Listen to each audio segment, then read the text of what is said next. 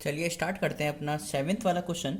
देखिए लिखा क्या है हमारे पास, हेडिंग जो है वो है using the property of determinant and without expanding prove that determinant minus के ए स्क्वायर ए बी और ए सी, ये जो पूरा डिटर्मिनेंट है इसकी वैल्यू मुझको जो है वो 4a² बी स्क्वायर के बराबर क्या करनी है, मेरे को प्रूफ करनी है। तो देखिए आप कैसे इसको शुरू कर लेंगे और हम प्रूफ कैसे करते हैं।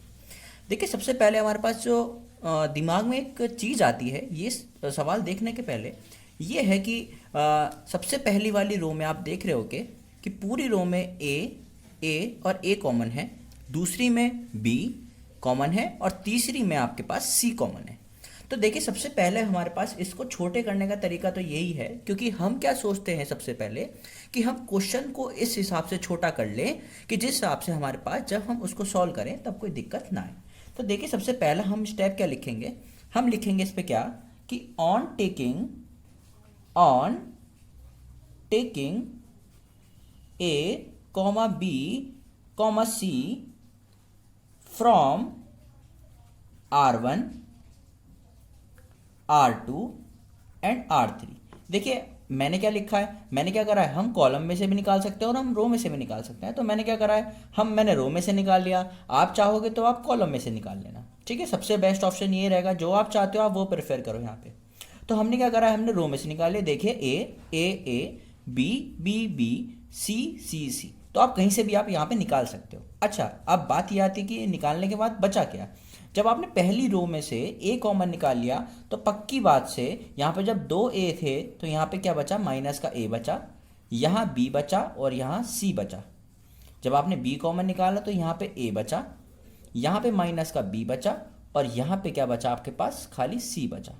जब यहाँ से c कॉमन निकाला तो यहाँ पे बचा a, यहाँ पे बचा b और यहाँ पे बचा माइनस के c। ठीक बात है।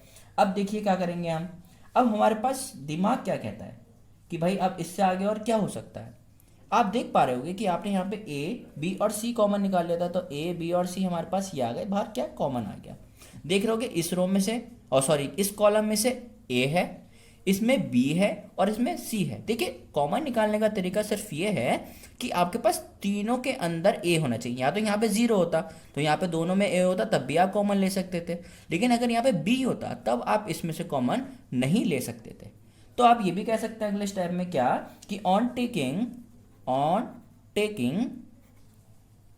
ए comma B comma C from column 1 column 2 and column 3 we get, हमको मिला क्या। सबसे पहली बात हम देखेंगे, देखिए यहाँ पे हमारे पास जो बचेगा वो बचेगा LHS इज इक्वल टू, क्योंकि ये तो LHS वाली साइड है तो मैं लिखूंगा क्या। अब देखिए अगर मैंने यहाँ से a कॉमन निकाला तो पहले से a बाहर था तो यहाँ पे a स्क्वायर हो गया, फिर यहाँ से मैंने b बाहर निकाले तो कितना हो गया, b स्क्वायर हो गया, फिर यहाँ से c बाहर निकाले तो यहाँ पे क्या आ गया, c आ गया। अच्छा, तो भाई यहाँ पे जब इतना आ चुका है तो यहाँ पे क्या बचा, यहाँ पे असल में जब a कॉमन आ गया तो यहाँ माइनस के 1 बचा, यहाँ पे 1 बचा, यहाँ 1 बचा, यहाँ 1 बचा b निकालने के बाद, फिर क्या बचा माइनस के 1 और 1, फिर क्या बचा 1 और माइनस के 1। अच्छा भाई अब देखिए कि करना क्या है ना। आप कैसे इन चीज़ों को आप समराइज कर सकते हैं, अपने वर्क को कैसे क्या कर सकते हैं हम यहाँ पे। देखिए एक सवाल आता है बच्चों के दिमाग में कि सर अब यहाँ के बाद हम स्टेप क्या लें। तो देखिए मेरा मानना ये है कि अगर आप रो 1 में रो 2 को प्लस कर देते हैं तब भी दोनों ये 0 बन सकते हैं, या फिर आप C1 में C2 जोड़ देंगे तब भी 0 बन सकते हैं। देखिए अगर मैं ऑपरेशन लगाता हूं बच्चों, कौन सा वाला कि on applying C1 changes to C1 plus C2, तो देखिए क्या फर्क पड़ेगा। देखिए a² b² c², अगर आप इसमें ये जोड़ते हैं, देखिए आप इसमें ये जोड़ेंगे, चेंज किस में आना है, C1 में आना है, कॉलम 1 में चेंज आना है। अगर आप इसमें ये जोड़ेंगे तो यहाँ पे 0 आएगा, इसमें ये जोड़ेंगे तो यहाँ पे 0 आएगा, लेकिन 1 में 1 जोड़ेंगे तो यहाँ पे 2 आएगा, क्योंकि कॉलम 2 और कॉलम 3 को हमने कोई भी ऑपरेशन के हिसाब से नहीं छुआ है बच्चों।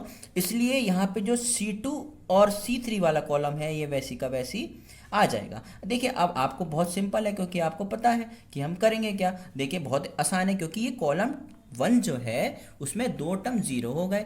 और मैं तो जानबूझ के ये चीज़ तलाश करता हूँ कि भाई मेरे को ऐसी चीज़ मिल जाए कि जहाँ पे दो चीज़ें क्या हो जाएं, जीरो हो जाएं, एक चीज़ जीरो हो जाए, जिससे मेरी कैलकुलेशन बच जाए। तो अगर मैं आपसे ये कहता हूँ कि एक्सपेंडिंग द टर्म्स अलॉन्ग, किसके अलॉन्ग करनी है हमको, C1 के अलॉन्ग अगर हमको एक्सपेंड करनी है, तो आप क्या कह सकते हो कि ए square B square C square, क्या करेंगे यहाँ पे देखिए इस पूरे की मल्टीप्लाई, अगर आप ये वाला टर्म उठाएंगे जीरो, जीरो में फिर ये वाला उठ जाएगा अगर आप इसके अलॉन्ग एक्सपेंड कर रहे हो, ऐसे तो करते हो। तो जीरो की मल्टीप्लाई इस पूरे से होगी तो पूरा जीरो, फिर इस जीरो की मल्टीप्लाई होगी तो ये जीरो। लेकिन जब ये आप टू लोगे, जब आप यहाँ पे टू लोगे तो आप कौन सा वाला टर्म उठाओगे, आप उठाओगे वन, वन माइनस वन और वन। ठीक है, तो यहाँ बचा क्या, A square B square C square, two AC का ऐसी आ गया। जब वन की मल्टीप्लाई वन से हुई तो बेटा क्या आया आंसर आपका, वन आया। ठीक बात है।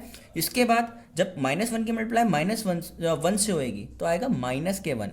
और हमें पहले पता है कि यहाँ पे हम ऑलरेडी माइनस लगाते हैं। ठीक है, तो माइनस माइनस कितना हो जाएगा हमारे पास, प्लस हो जाएगा। तो ये कितना हो गया, वन और वन टू, टू टू ज़ा फोर। तो हम लिख सकते हैं कि फोर ए स्क्वायर बी स्क्वायर और सी स्क्वायर, मेरे पास बच्चे आंसर आ गया।